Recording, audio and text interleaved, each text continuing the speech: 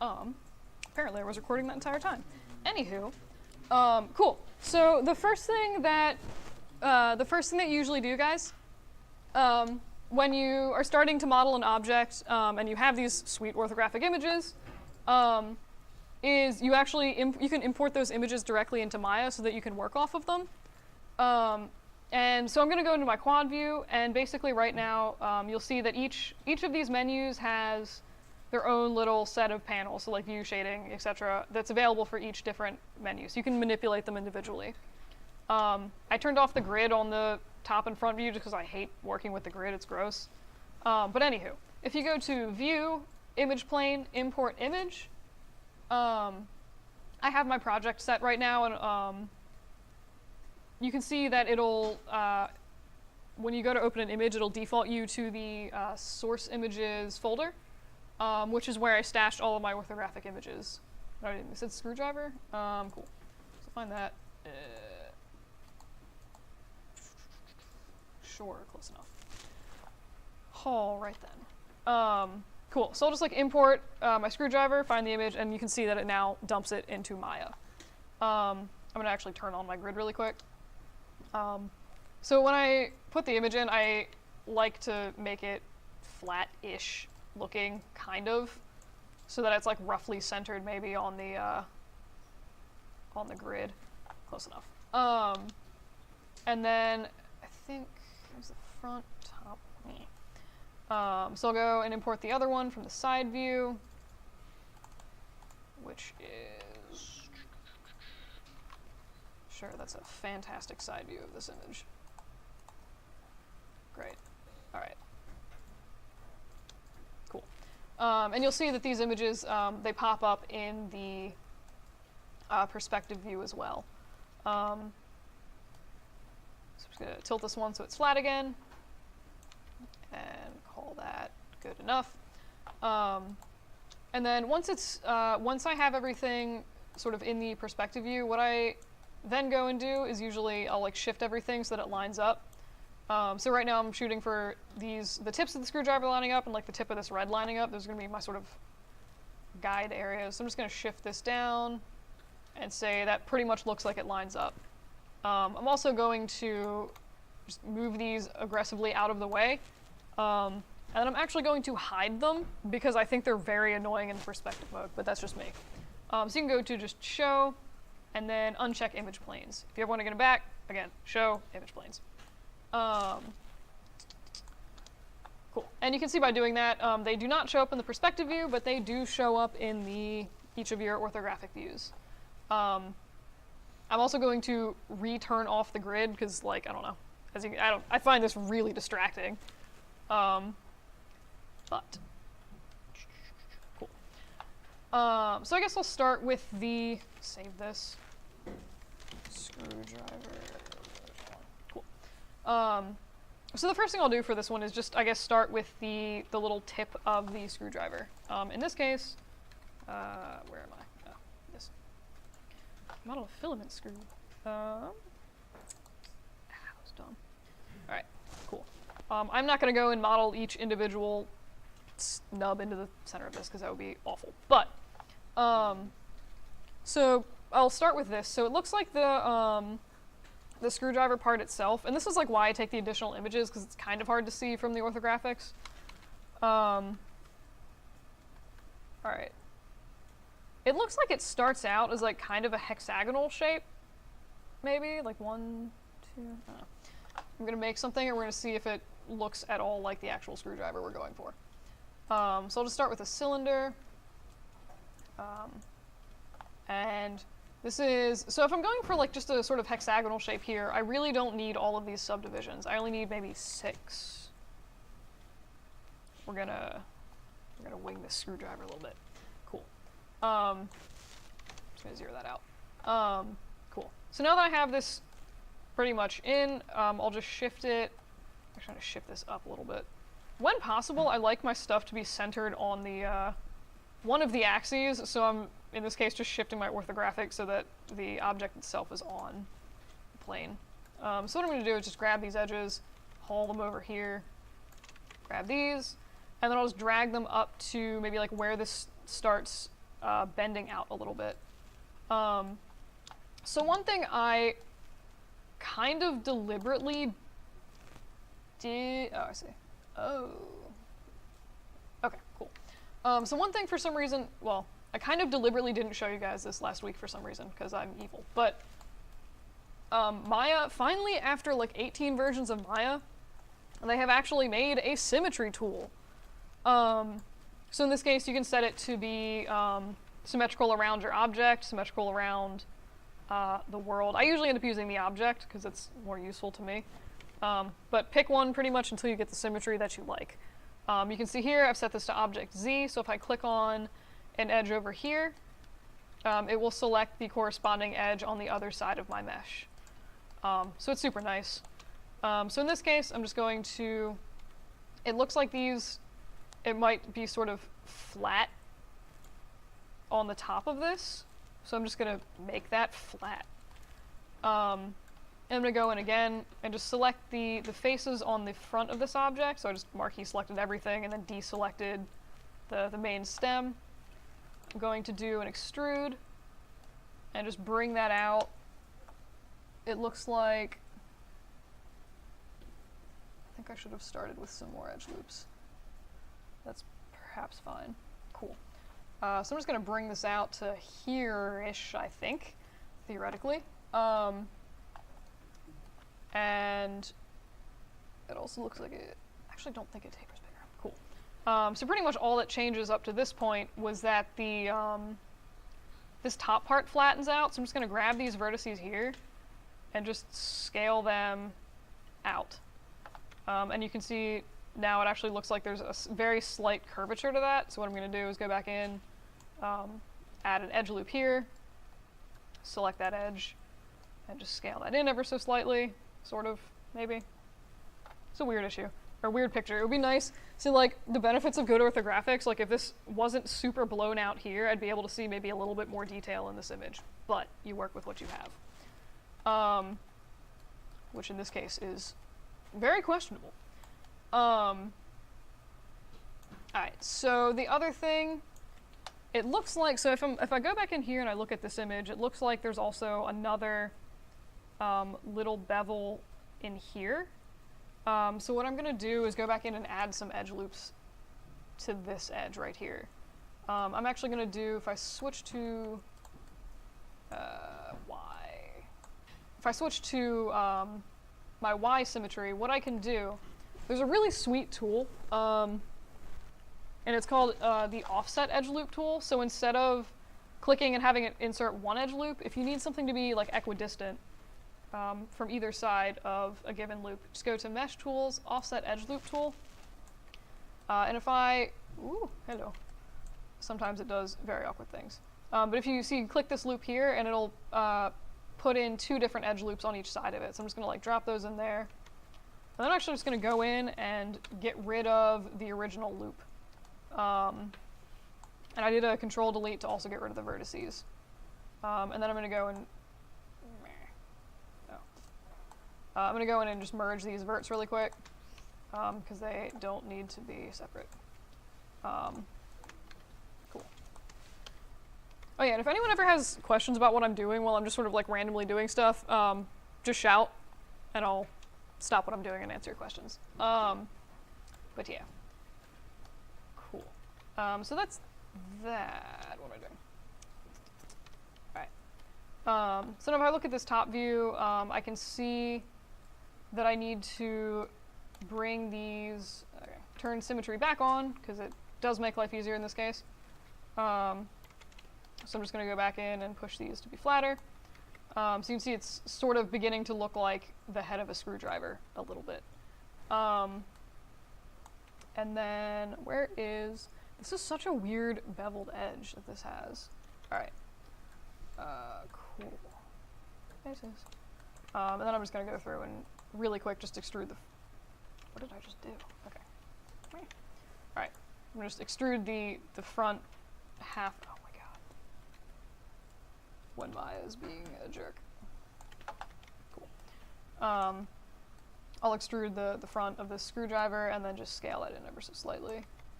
And then I think looking at this, maybe scale this out a little bit more. I'm all for following reference, but like every once in a while, so like if you ever end up doing like freelance work where you're working for random people and they're like, hey, we need you to model this object.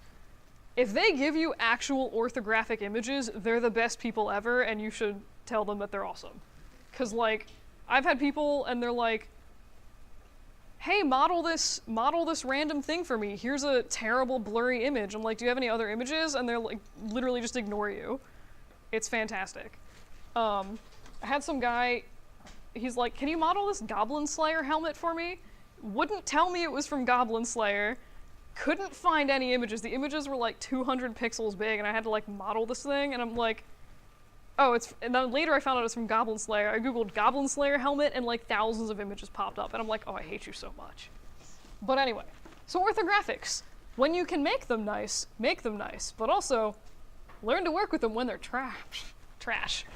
Because it happens.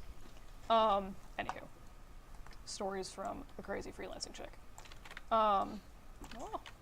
Alright, and then I'm just going to flatten the tip of this, because obviously this is very obnoxious for a screwdriver. You'll also notice that, like, I didn't line up my images super perfectly, so like right here, it's pretty much flush with the top of the screwdriver, and up here it's a little bit long.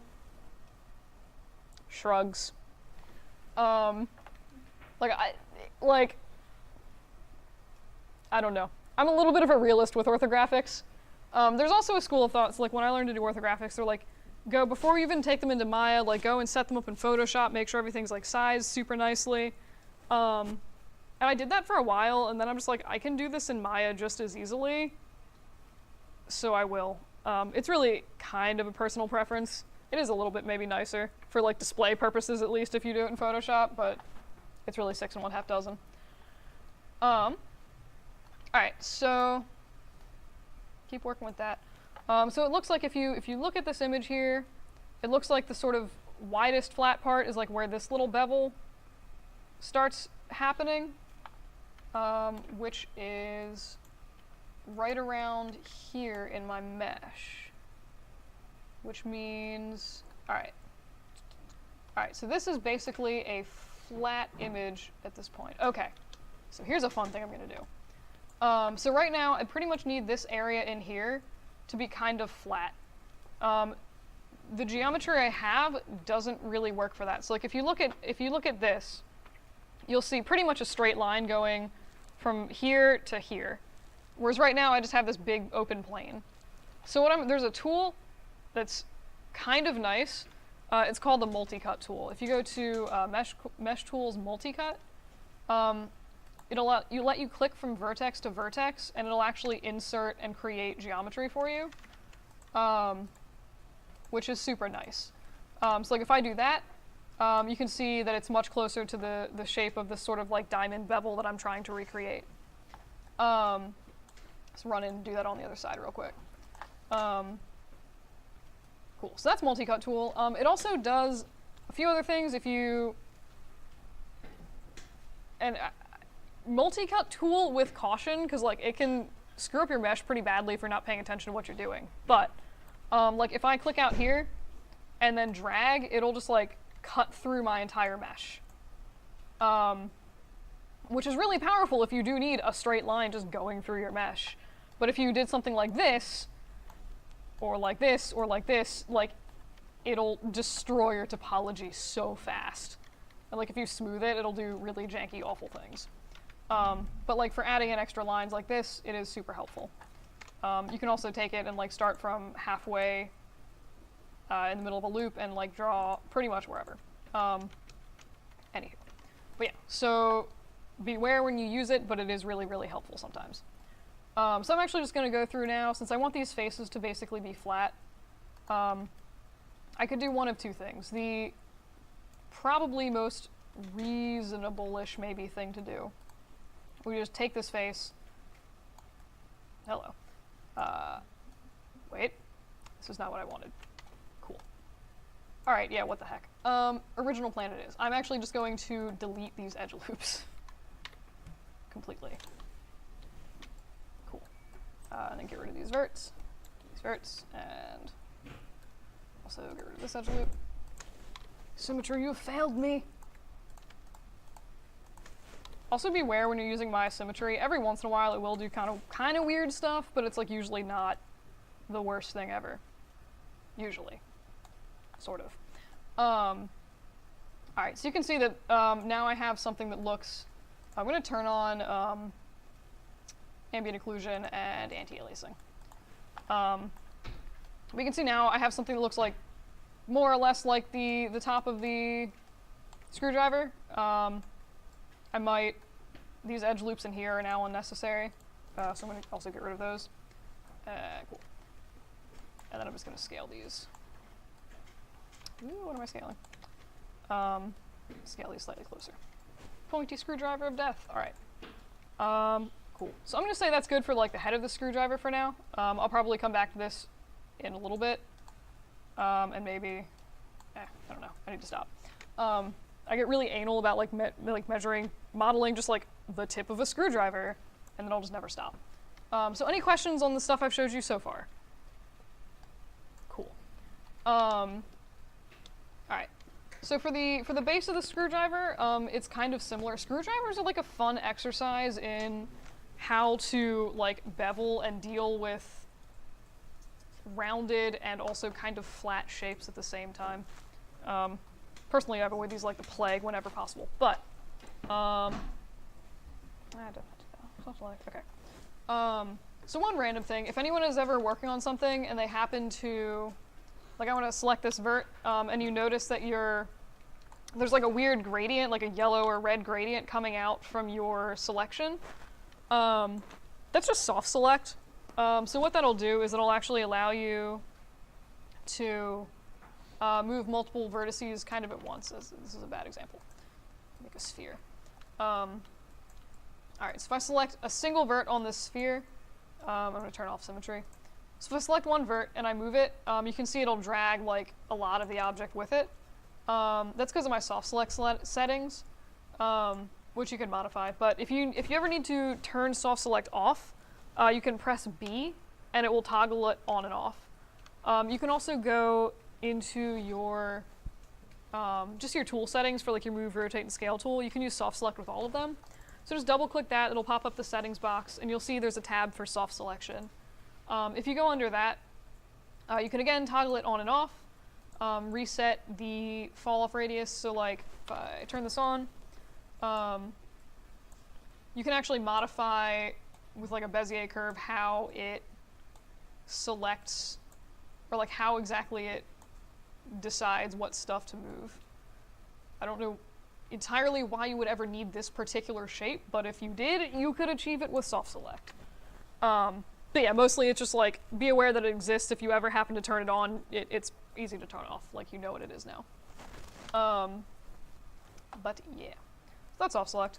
Symmetry, bridge, one other random thing to also be aware of is if you ever, so like if you ever say, have a plane like this and you extrude said plane and you're like, oh no, my object is black now. Like if you ever have a black object like this in your scene, it's just reverse normals, probably.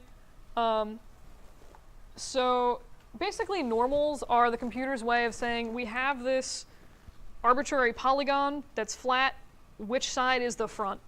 And it does that by basically using what they call normals, which basically points out of one of the faces, and whichever one it's pointing out of is like the front of the plane. So like this one, all of the normals are facing the correct way, so the object appears gray.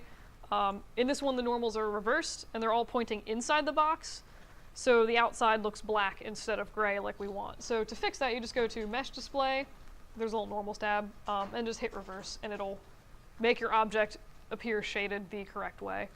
So if you ever, you can also, if you ever like scale your object negatively and then you freeze the transformations, a lot of times that will also reverse the normals on your object. So again, Mesh Display, reverse, usually will fix the issue. Sometimes normals get really broken and just do weird, awful things with artifacting, but that's a whole other thing. Anywho. Cool.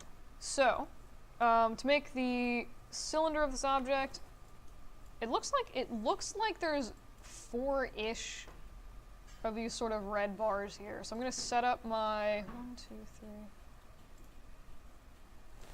My brain immediately stopped working.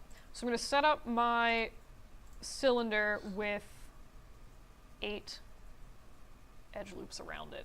Yes. So the last one was a hexagon. This one I'm going to make it have 8 loops. I gave up trying to find the appropriate name for the shape. Shamelessly. Anyway. Cool. So this is 8 loops. And then I'm going to go in here, and I'm actually going to rotate this. Yo, this is super depressing. What is 36 divided by 8? My brain.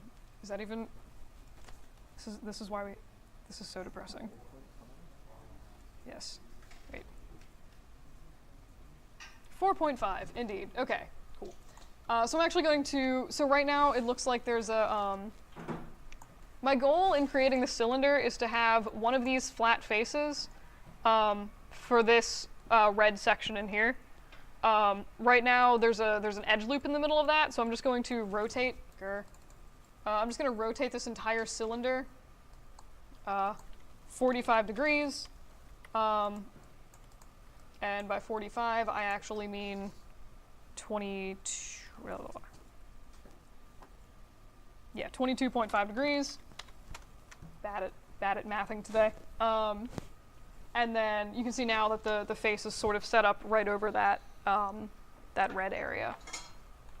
So the first thing, I guess I'll... Yeah, what the heck.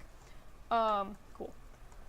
So I'll just grab these verts. I like working with verts, just a personal preference. And I'll just scale these up. And I'll start with the bottom because it's like the most obnoxious part of this to do. And I will select these faces just on the front of the object. The more you end up working in Maya, the more like fast ways to highlight stuff that you want you'll come up with. So like if I ever need to highlight the end of something, I'll just select pretty much the whole end and just get these faces too, and I'll just control marquee select to get rid of that selection, and it leaves me with only what I want.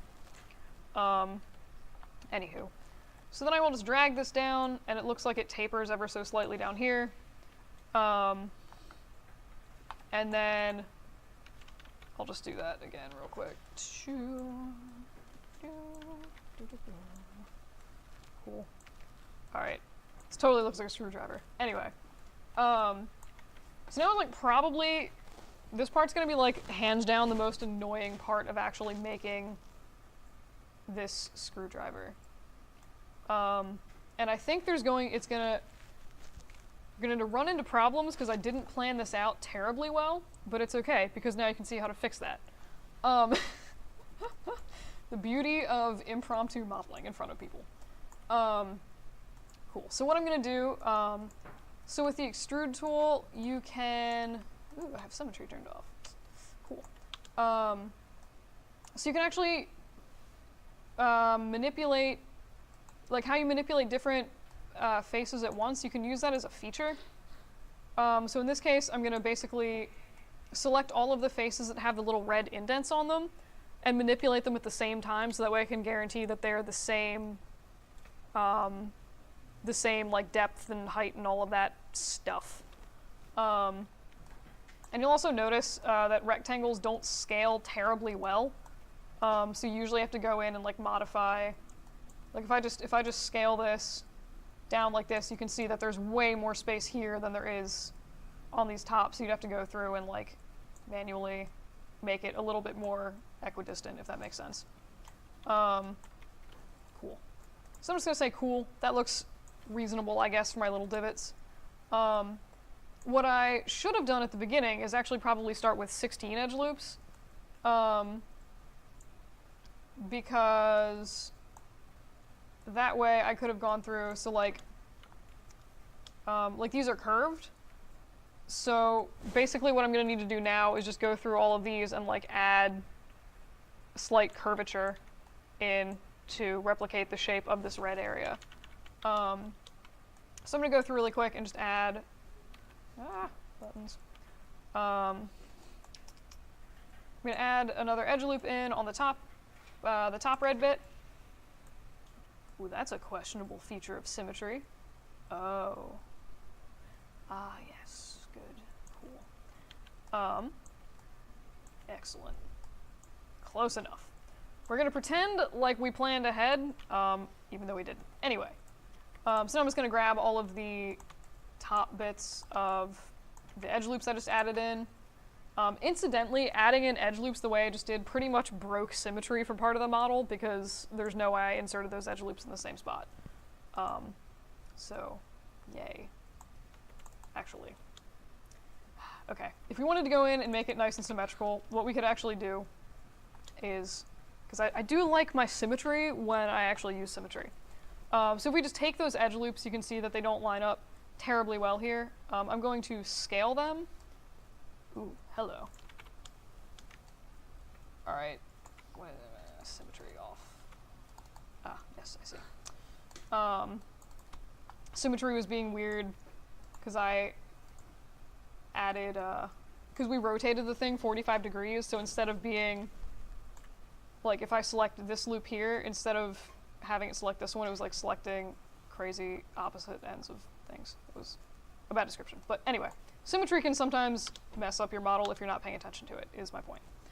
Cool, so I'm going to take these edge loops on the opposite sides of my model, with symmetry turned off this time, scale them so that they are flat, and then if I turn on my grid, I can actually, if I hold X down with these selected, I can snap these to the 0 point on the grid, so that at least these lines will be symmetrical.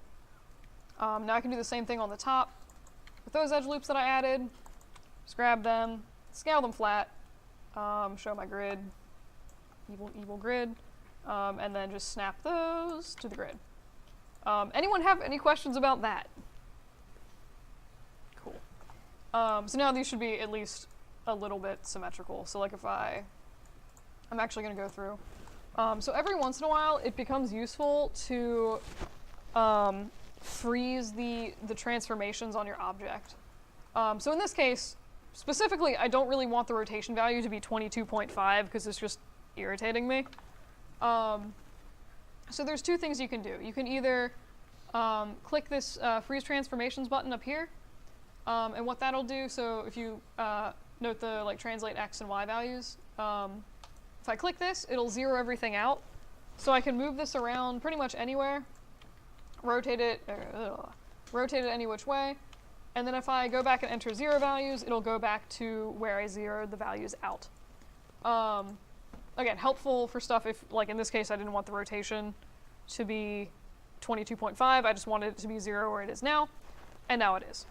If I only wanted to freeze rotation, you can go and just right-click in the channel box, and go down to freeze, and then select translate, rotate, scale, whichever one you prefer. So I could do rotation only that way if I wanted to. All right, cool. So now I'm actually going to go in and select these edge loops. And cool. And I'm just going to drag them up ever so slightly. And now it kind of maybe looks vaguely like the shape that I'm trying to create here.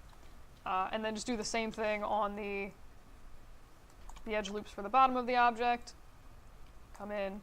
Except these are weird because I cut like super far down.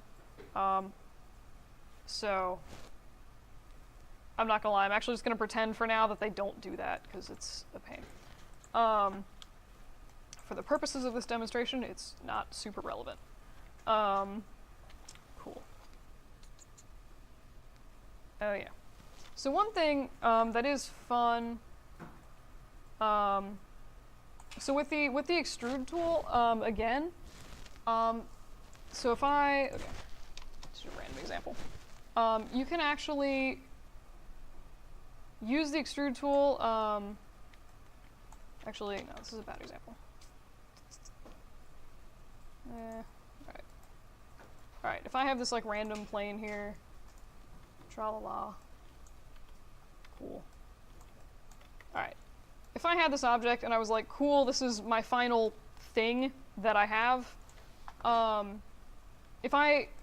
you can actually give thickness to the entire object. So one of the things that I wasn't grading on this week, but will be from here on out, is having random flat planes with no thickness in your scene, like this. So like if you look at this from the side, alright, so like this has no thickness. Like, you see a line here, but that's only because the computer is like graphically like representing an object here. But this object actually has no thickness at all. So like even something like a piece of paper would have more thickness than this. So if I ever see stuff like this in people's scenes where it's just like a flat plane with like, usually it'll show one side gray and one side black. From here on out, I will be taking off points for that. Literally the easiest way to fix this is just to select the object. If you're making like a thin shell of an object or whatever, and then just extrude the entire object. And then you can just do like a local translate Z. It doesn't work terribly well on objects like this where it's like 90-degree corners. Like you can see here, it's a bit thicker, and here it's thinner. But yeah, so just do extrude, and then fiddle with the local translate Z. You can scale it either in this pop-up that'll come up using the blue axis, or here in your channel box for the extrude, in the local channel Z there. So that's actually for, if anyone saw the hole punch I was doing from the last class, that's actually what I did. I just modeled like the entire, like one of the little metal sides for that as a plane, and then I just extruded the entire thing, and then it was like magically thick. In the case of something like this where there's a lot of 90-degree angles, I'll usually just come back and like manually grab this little plane, or this face here, and just scale it up a little bit and drag it out, and now it has thickness now. So that's like a weird, helpful, handy thing with the extrude tool. And you can do any of the other, so like you could also use local translate Y or local translate Z, X or Y, pretty much the same way you do Z. But yeah, so any questions on the extrude tool? Cool. I'm just gonna go into my object and be like, oh crap, I accidentally deleted a bunch of faces. Cool, that was an accident, right? If you ever turn your model around and realize that there are faces missing, or you just need to add some faces, there's two different ways to do this. The first is, for some reason my personal favorite for like relatively small holes that aren't, 50 million polygons big, but it's called a pen polygon tool. So if you go to mesh tools, append to polygon, what that'll do, it might be almost impossible to see on the projector, but it'll highlight the open edges of your faces slightly brighter green than the rest. So if you just click on one of those edge loops, you can see then it highlights pretty aggressively the rest of the face is pink. And if you click on another edge loop opposite that, it'll add in the extra edge loop there and fill your hole. You can also, if you ever need to add in tries, you could like add in tries. Just click on the faces that are next to each other. It'll throw in some tries. In this case, I do not want tries because tries are gross. And then for larger holes like this, sometimes I still use like a pen polygon on this too. But there's what's called the bridge tool. So if you just go to Edit Mesh and Bridge, select the edge loops that you want to attach together, and then go to Edit Mesh, Bridge. And you can see that'll also fill your holes. There's some settings with the Bridge tool. So you can add divisions if you need to, and these are nice because they're, again, equidistant from each other. So if you ever needed evenly spaced lines, this is one way to do it.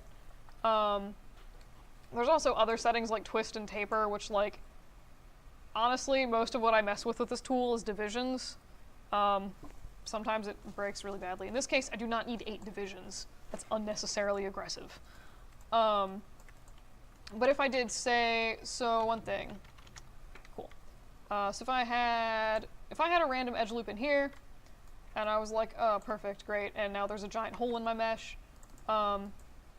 Again, I would select the loops I want to bridge, go to Edit Mesh Bridge, and you'll notice so now there's a loop here, but not in my bridge. So what I could do, add a division, and then just go in, click on these vertices, and you can merge them together. So right now it might maybe kind of look like it's a solid object, but if I were to smooth this, you can see it's like a hard line, and if I were to click on one of these verts and move it, you can see that they're not obviously not connected.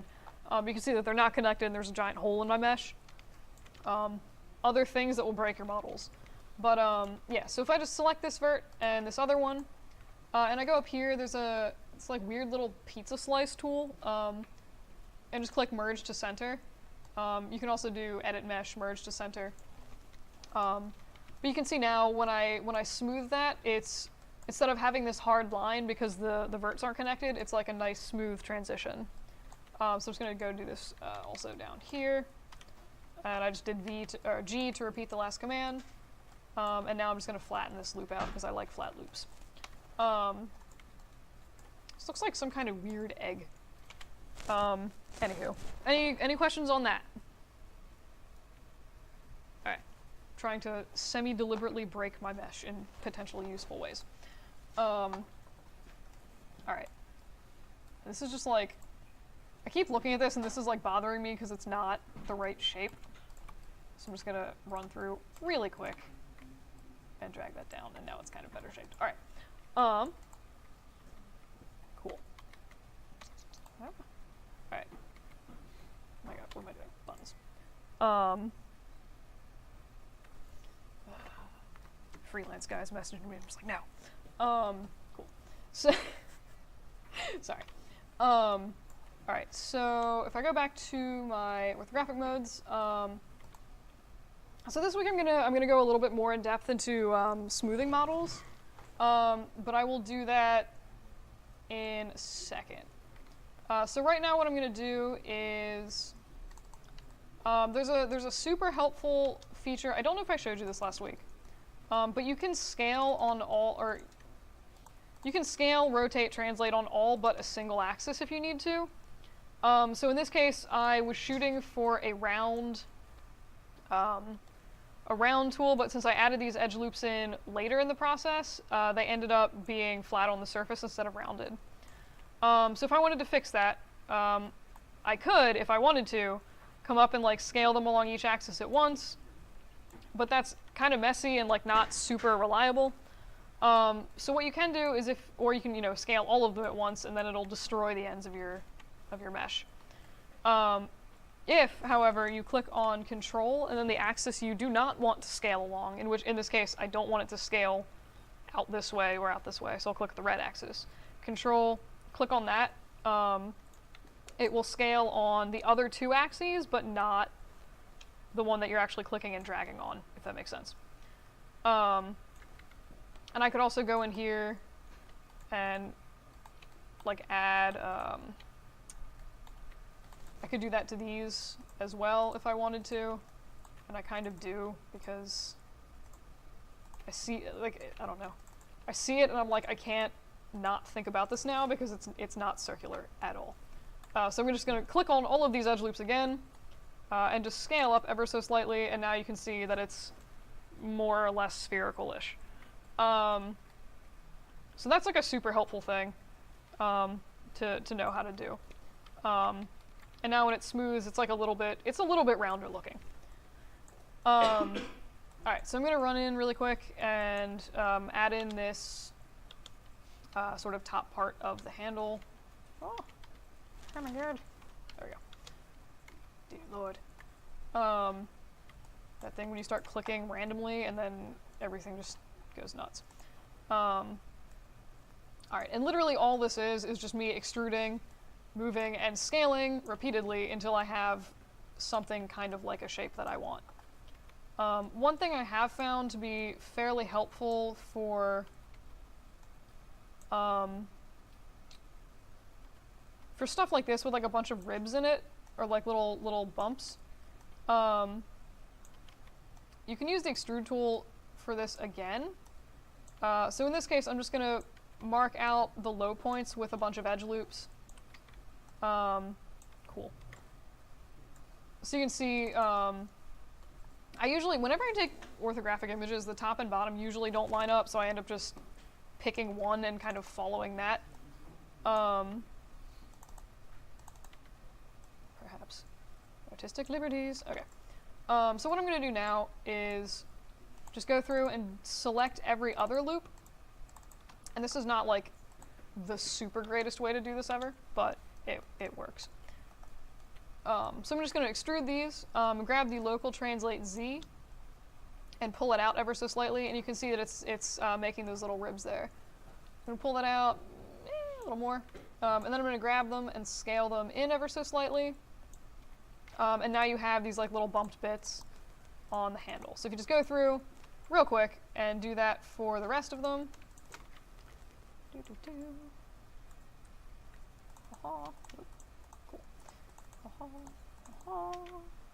And extrude again. So local translate Z out, and then scale a wee bit in. And now you have, I could try to make those a little bit more equidistant, but the heck with it. So now you have like the little handle bit of the screwdriver. And it looked like on the bottom there was also some ridges, some of which I'm just straight up ignoring for now. I just don't want to do them.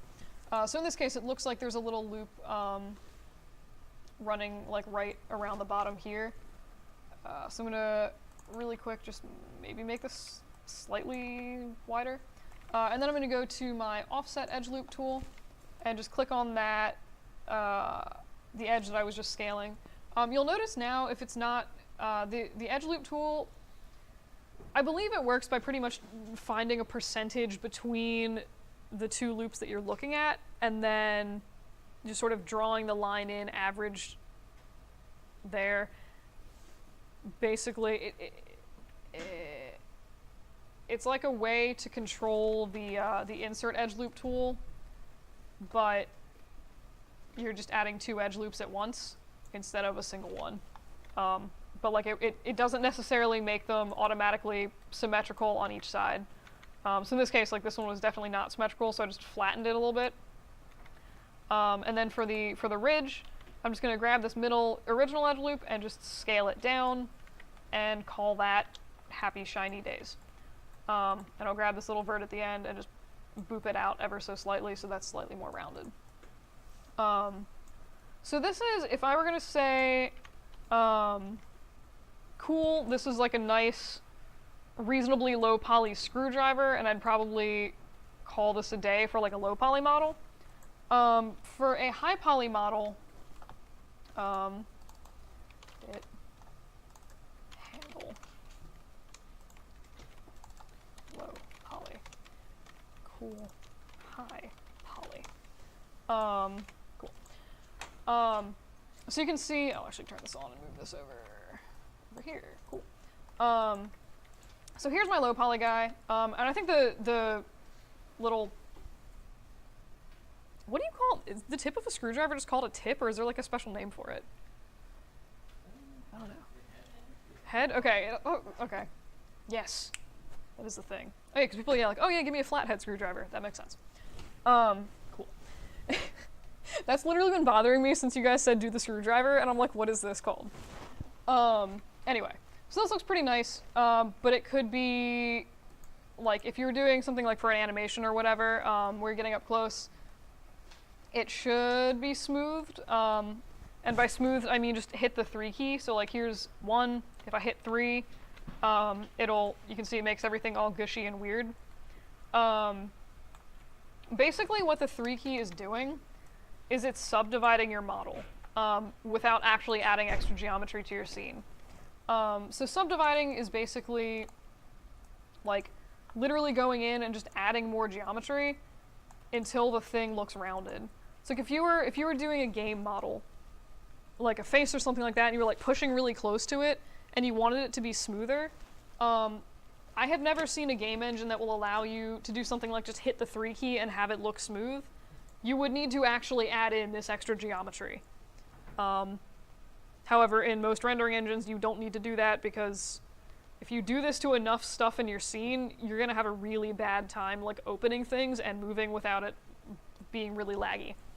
Anywho, so this is actually subdividing your model by adding extra geometry. This is like the fake version that Maya and most other 3D modeling programs give you. But you'll notice that a lot of like, so if I go in and I flatten, or if I round out this tip of the screwdriver here, it looks like trash. Like, this is just sad. It kind of looks like someone had like a jackhammer tip that was made of chocolate and then they like took a blowtorch to it. I don't know why, but like that's what I'm picturing from that. But anyway, I'll start with the handle because this is actually gonna be kind of annoying to harden. So you'll notice that like for the handle, it actually does make these little dents look much nicer than these here. When I was actually, so like I knew I was gonna be smoothing this, so I was kind of like modeling so that I would have the ability to like smooth reasonably. But like some of the areas in here are like maybe a little bit too ooey gooey. Wow, that was, I'm a little ashamed that I just said ooey gooey out loud.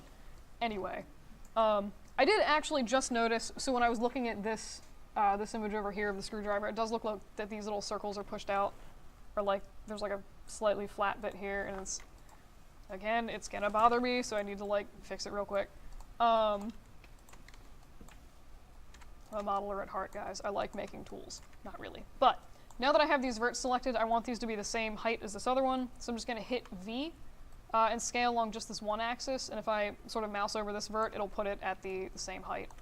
And now I have a very awkwardly beveled sort of object here. All right, then I'm gonna move this. Hi, Holly. Cool. All right. That was probably on the bottom too. I give up. No, I'm not gonna fix that one. Okay, so if I go through and I smooth this, so I'm gonna go through and like harden out, like this edge down here looks a little weird, and then it would be better to have like some more edge loops up here, and especially, you'll notice like this top piece sort of here, there's like a lot of, it's a little bit hard to see, but there's some like weird pulling happening here. So the basic idea behind adding edge loops for smoothing is if you start out with something like this plane here, actually, what do I do? Scale this way a bit bigger. All right. So I have my plane. Here's my dude. If I take this and I literally just hit the 3 key, so you'll notice like here's the actual model, and then here is the smooth version, and you'll see that like it just gets really, why do I keep wanting to say ooey gooey? Ugh. It gets like really rounded, like aggressively rounded. So the idea behind smoothing and adding in more edge loops to that is you have, for each like curved edge, you would have what's called a holding edge loop. And you basically need 3 edge loops to define where your curve is and like how curvy it actually is. So in this case, the edge loop, the first edge loop is this guy in here that's just like, here is where the edge actually is in space. Like if I weren't smoothing it, here's the edge. And then depending on how close or far you add other edge loops away from this edge loop is how curvy the object is going to be in the end. So if I just go in and insert an edge loop tool, if I insert this edge loop like super close to the original one, you can see that it's still rounded, but it makes a relatively harder edge compared to this original smooth. So go in and add another one.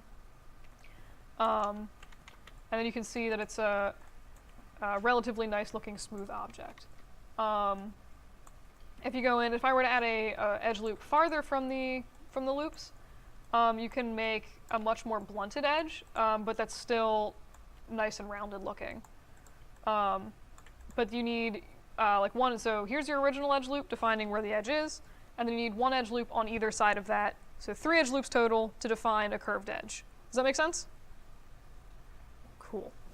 And then the fun part comes when you have a desk with like a bunch of holes and stuff in it, and you just have to go in and add like 100 edge loops to make it rounded. Because when I took this class, the teachers described, they were very much like, there is nothing in nature that has a perfect 90-degree angle edge on it. Like, even if you take a chunk of metal and you, like, saw a chunk off, that edge is still probably going to have, like, a little bit of, like, denting or, like, a little bit of roundedness to it. And I'm, like, looking around this room, like, yes, like, even the tables, which are, like, insanely blunt, but, like, even a wheel of cheese, like, if you chopped a wedge out of cheese, like, those corners would still be a little bit rounded. So, like, ideally, if you're doing an animation, and you're using, like, the 3-key to smooth your stuff, like, everything should be smooth, nothing should be just a straight cube. Game kids, it's a little different, because, obviously, you don't want super high poly crap in your scene. In this case, you can fudge it. So Maya has the super lovely bevel tool. Here's a cube. I'm gonna really quick just like smooth this cube. So I need 3 edge loops on either side to make hard edges. I'm just gonna do a really crappy job and only smooth the front of this cube. But yes, so you can see here's like a smoothie version of a cube. You can cheat this effect, like if you're doing, you know, a low poly model for a game. What you can do is actually just pretty much bevel all of the edges. So if I literally just select all of the edges in this thing, I can go to Edit Mesh, Bevel, and it'll make this awesome faceted hellball. Scientific terms, guys. And then it'll pop up this little box, and you can edit. Ooh, man, dang it all! You have no idea how annoying. I think this is the one shape that the Maya polyhedral thing, like, create polygon tool does not cover, and I never thought to make it. Oh, I'm so salty right now. God. All right. Anyway, words cannot express how bitter I am. Anyway, but you can adjust the size of your bevel, and then you can add more or less segments to it. So I noticed, like, when I was looking at some game models from stuff like Elder Scrolls or whatever, because that's one of the few games that I play. A lot of times they'll just leave it with no loops in there, and they'll just make it a smaller bevel. And then with texturing, a lot of times you can go back in and you can cheat it so it looks smoother than it actually is. But you'll notice that the more segments that you add, the rounder and nicer the corners look. You can also use beveling for stuff like, I want to make an iPhone charger or something like that. So you get this bevel here, and then you're just like, maybe make this a wee bit smaller, and you're just like, a bajillion segments, and now you have like pretty much the perfect shape for an iPhone charger. Which leads me into my next thing of things I literally never want to see in your models that you hand in to me. If I find them, I'll dock you points for them. N-gons. So last week when I was doing, oh yeah. Yeah, you guys were the ones I had to draw on the board for. That was so weird. I emailed IT and they're like, I'm so sorry if this caused any inconvenience. And I'm like, cool. Anyway. But yeah, so n-gons, so normally, like, if I were to just make this plane, right here. So there's 2 good types of planes, basically. There are quads and there are tris. So in this case, this is a quad. It has 4 vertices and 4 edge loops defining it. A tri is basically the same thing, except it has 3 verts and 3 edges on it. What I pretty much never ever want to see in people's stuff are n-gons, so something that's like a single face with like 7 or 8 vertices all over it.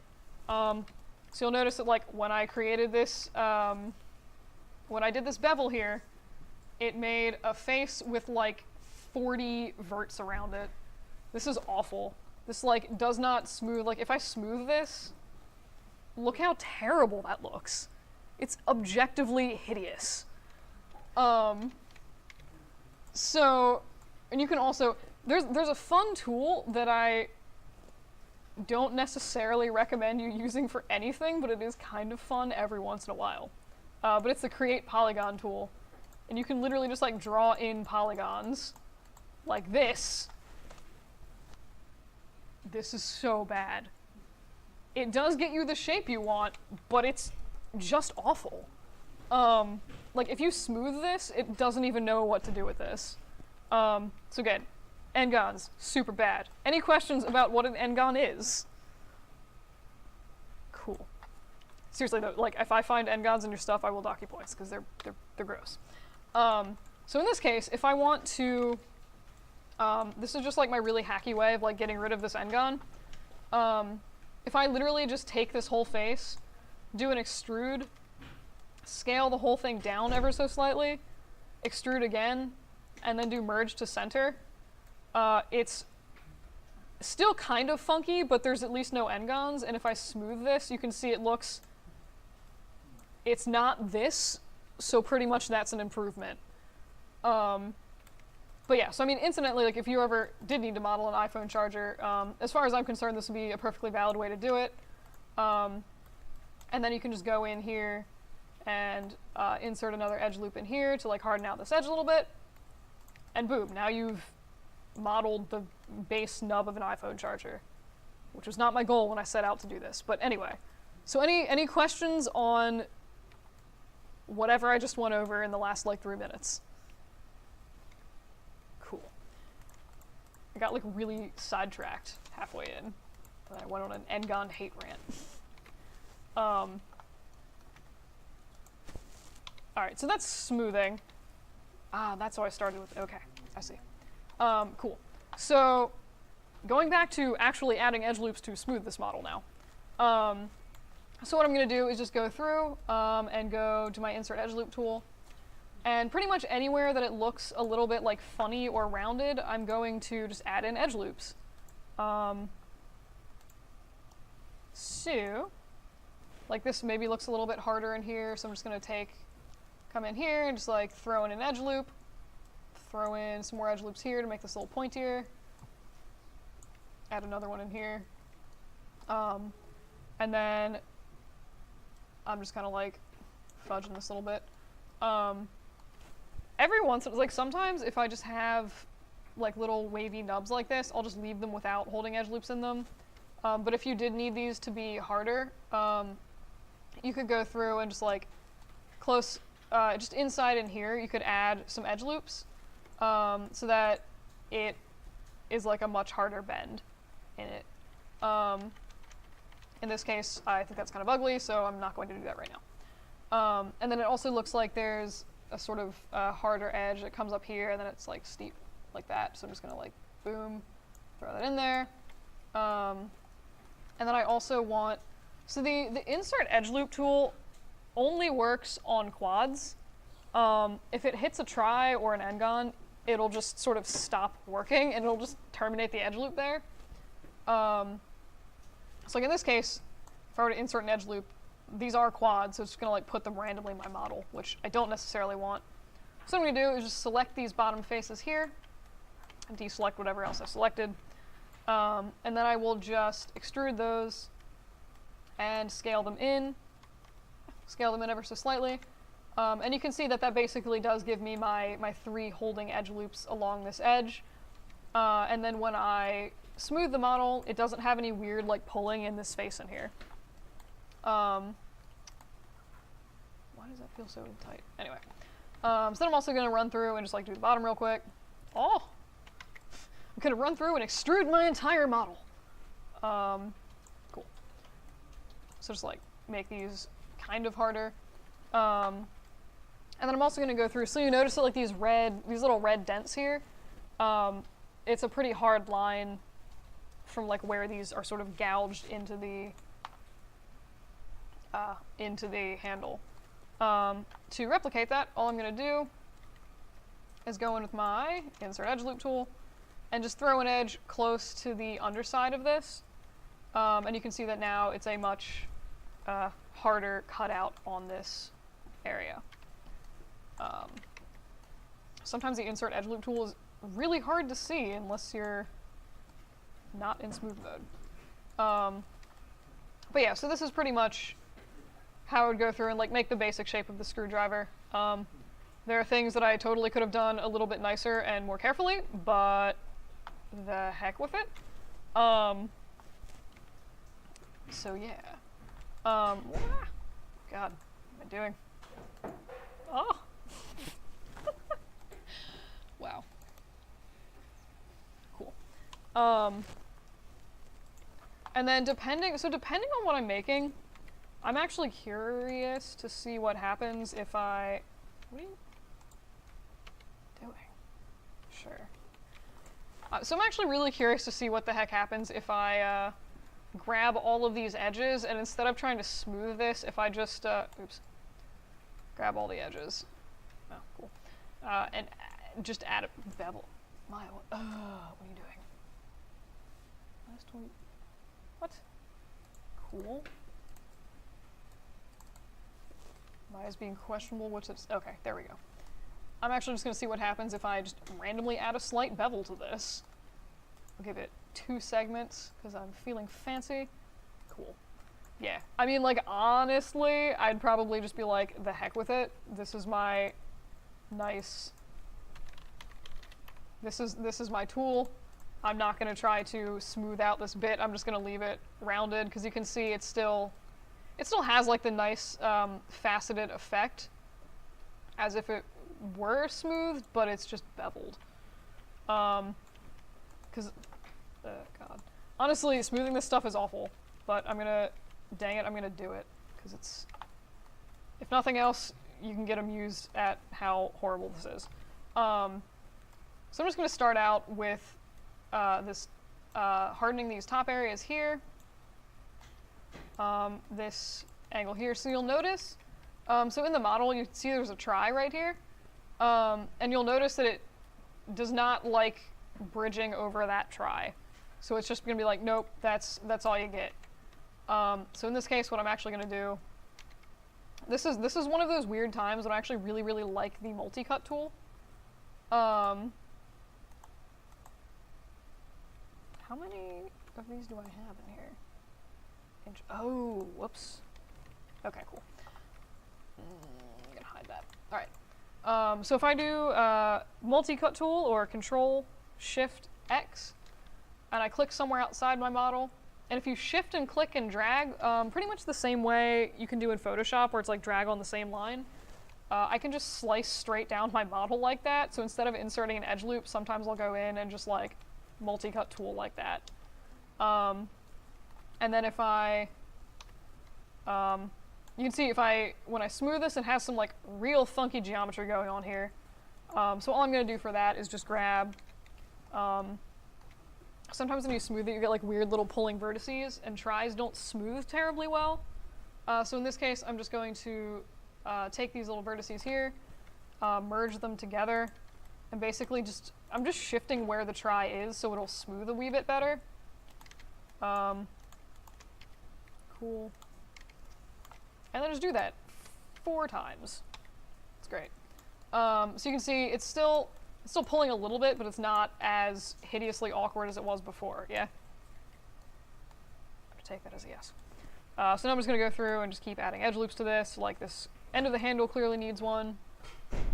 And then other areas would be adding one like in here, on the other side of this.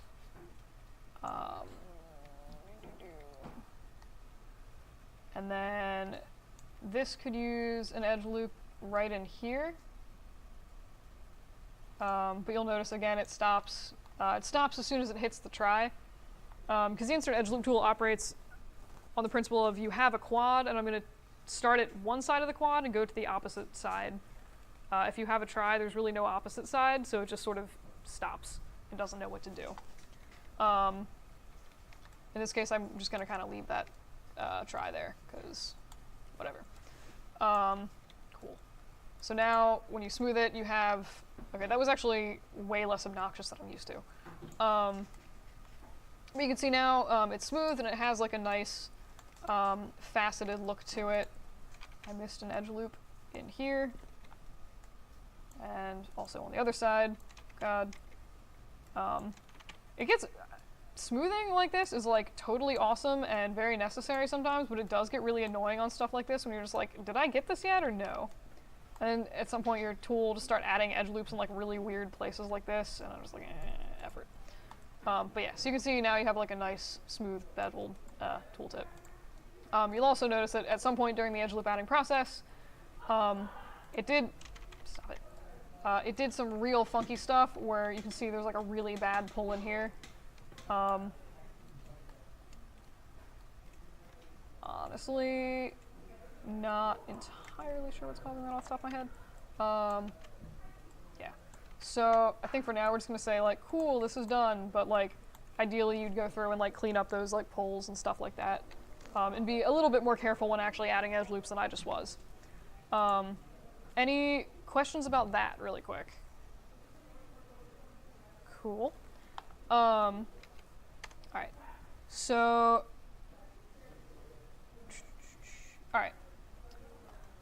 So I'm gonna take a break real quick and then hop into a little bit of how to make slightly nicer looking renders. Does anybody have any like last mile questions before we do that? Cool.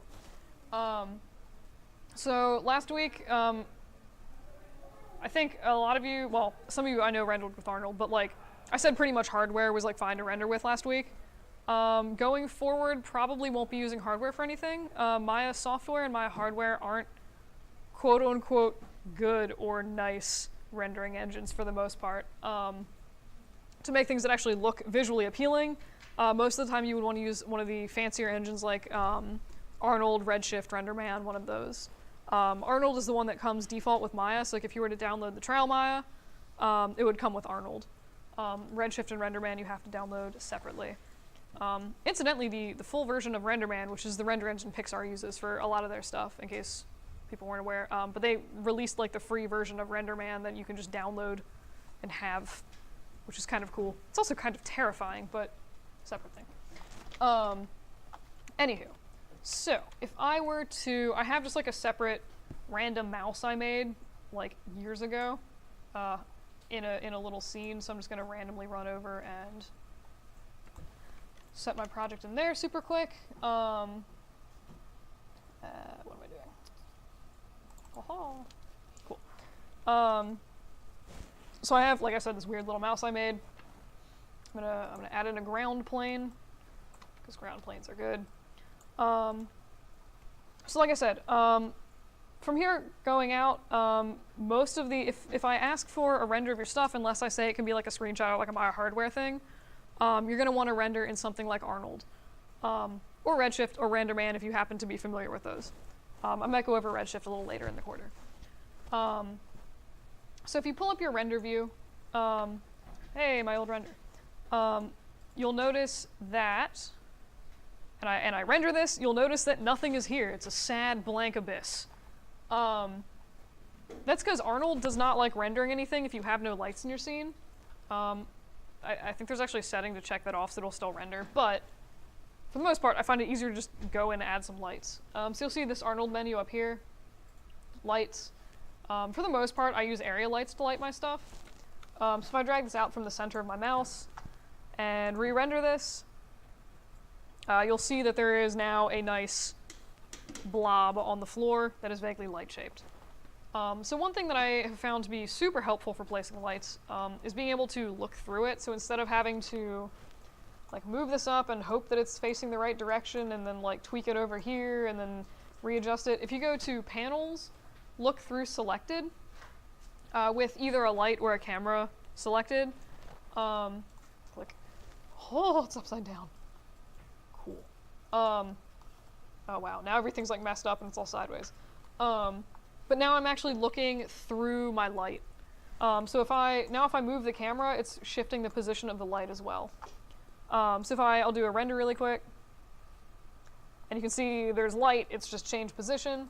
So you need to bump up either the intensity or the exposure of the light. And don't be afraid to, so if I bumped the intensity up to 100, and I'm like, cool, now it looks like a mouse.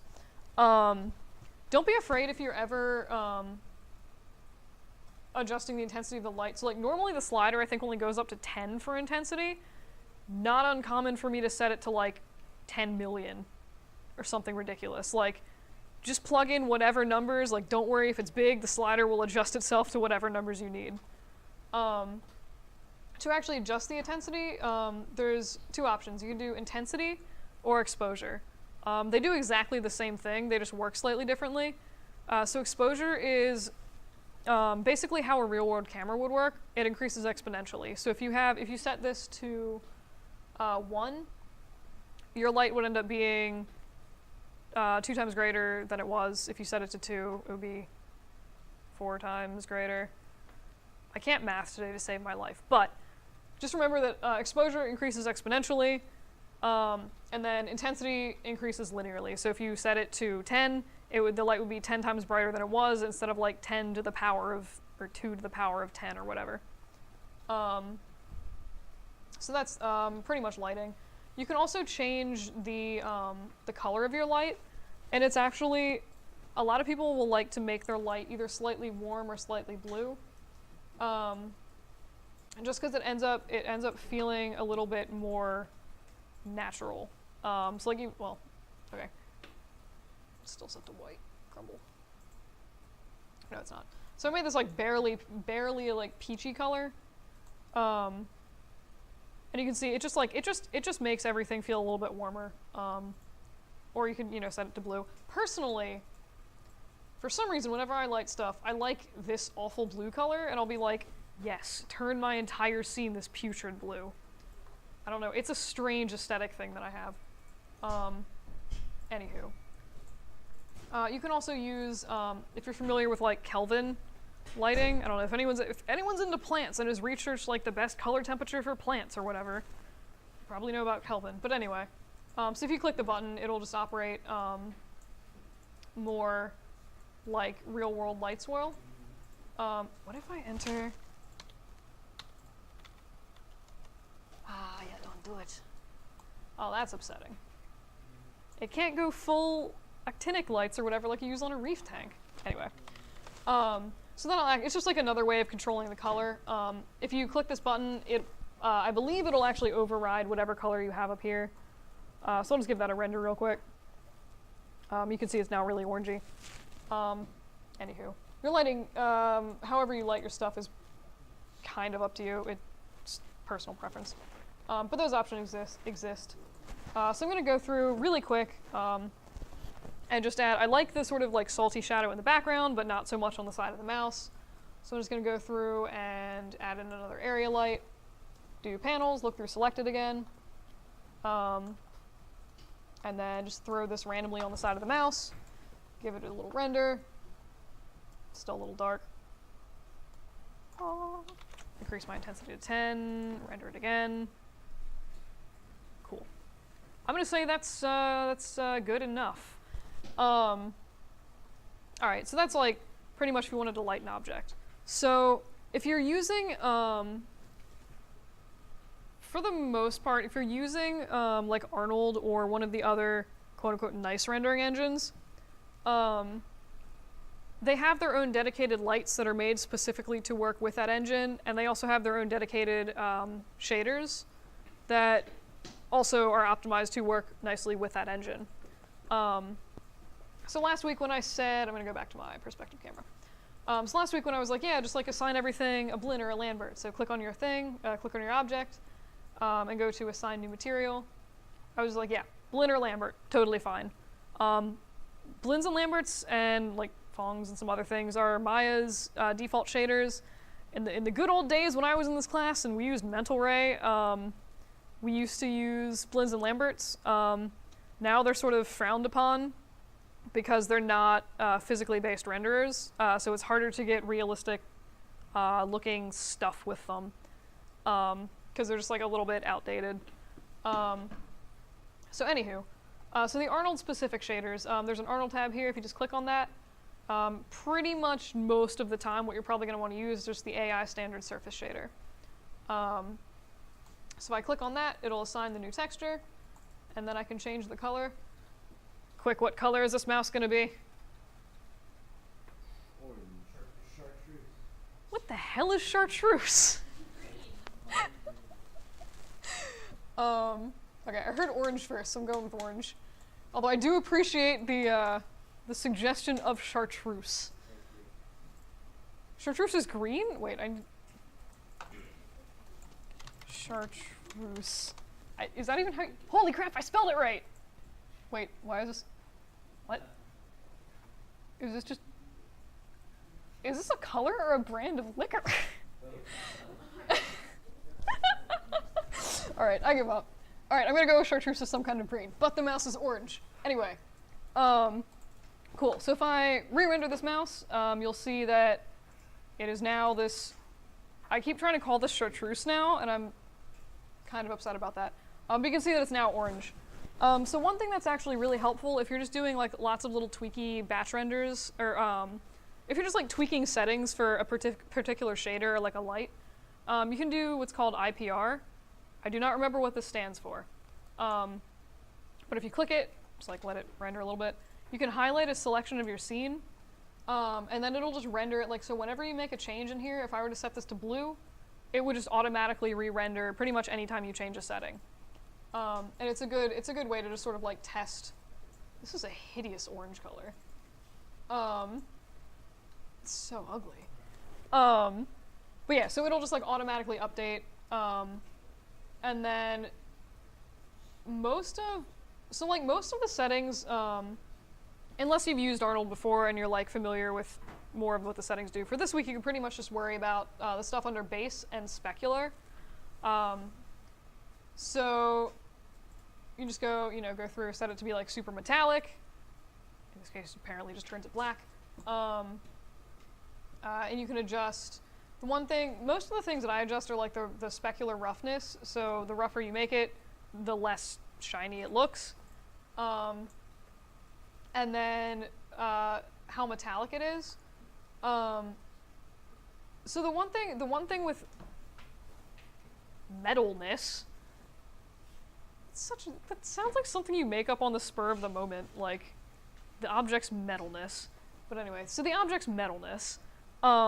If you're going for like a realistic shader, a lot of the times it'll be a binary value. So it'll be 0 or 1.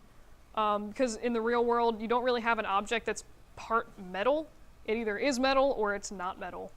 I'm kind of the school where like, if you're doing something artistic and you don't care about physical accuracy, put that metalness slider to 0.7 if you want.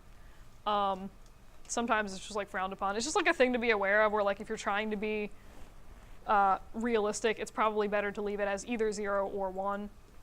But yeah, so that's pretty much, can you change the specular? Yes.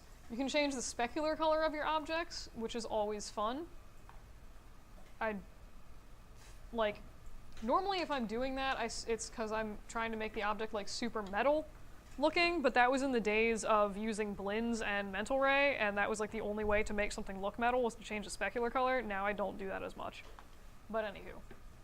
Yeah, so these are pretty much the only settings that I really worry about with any frequency if I'm just doing like basic applying a color to something.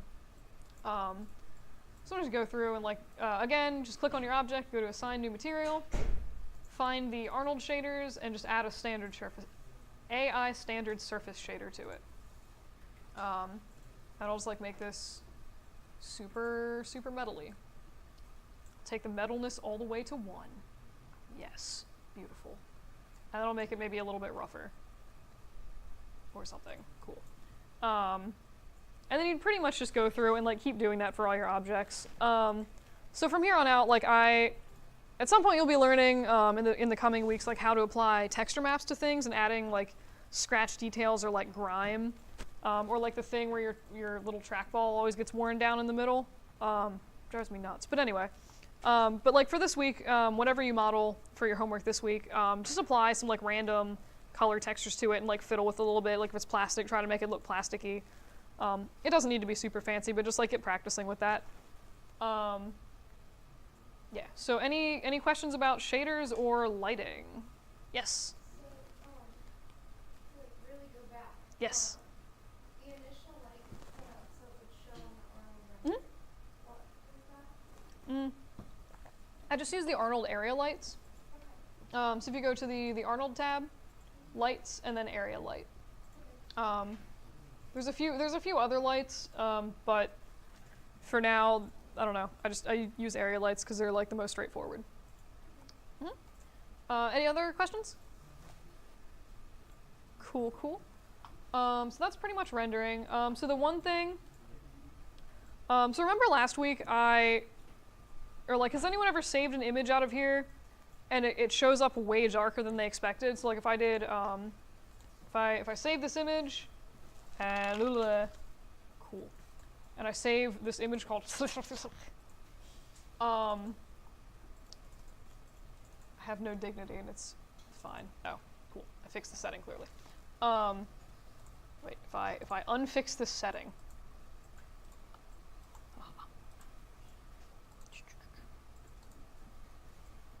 Replace. Alright. So if you ever render out an image and you look at your file and it comes up like this and you're like, "What? This is not what I wanted."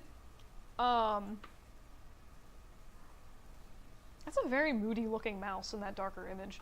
Anyway, so if you don't want your image to save randomly darker than it was, you just go to File and then open the little tool settings next to your save images, and click on Color Managed Image, View Transform Embedded. It's the only other checkbox in the box. But if you click that and apply it, and then you save your image. 2. Cool. I feel fancy with my naming tonight, guys. And you can see that now it is actually what it looks like in the render. There's a way to also do that for batch renders if you're like rendering an animation, but I'll go over that when it's relevant. So yeah. Any questions on that? Cool. So for grins, I did another sample of this when I was at home. So here's like the super dark image. Here's the regular, not super dark image. So this is a render in Arnold. And then here's a render of the same thing with the same lights and same textures that I did out of Maya hardware. Excuse me. And you can see the specular highlights don't look as nice. So like Arnold, you have like a nice shaped specular highlight that's sort of in the shape of your light. It's a little bit feathered around the edge, if you can see that. And then, wait, I can actually open both these next to each other. Power of multiple projectors. I'm not used to having 2 monitors, and I'm getting a little bit excited about this. Nice, sort of. All right, so you can see like with Arnold, if I zoom in, like you'll see, especially under here, you have like this really nice sort of soft shadow where the mouse is like sitting on the ground, which I think looks pretty snazzy. The sampling's a bit weird, but that is a later problems thing. Come here. And then if you look at the hardware render, the hardware render, you'll see it's like it's a very hard line and it's not smooth and it kind of looks gross.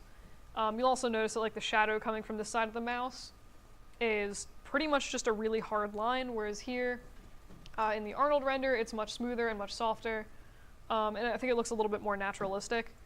So this is, I mean, soft shadows are one of the many, many reasons that Arnold is a nicer thing to render in than hardware if you want something pretty looking.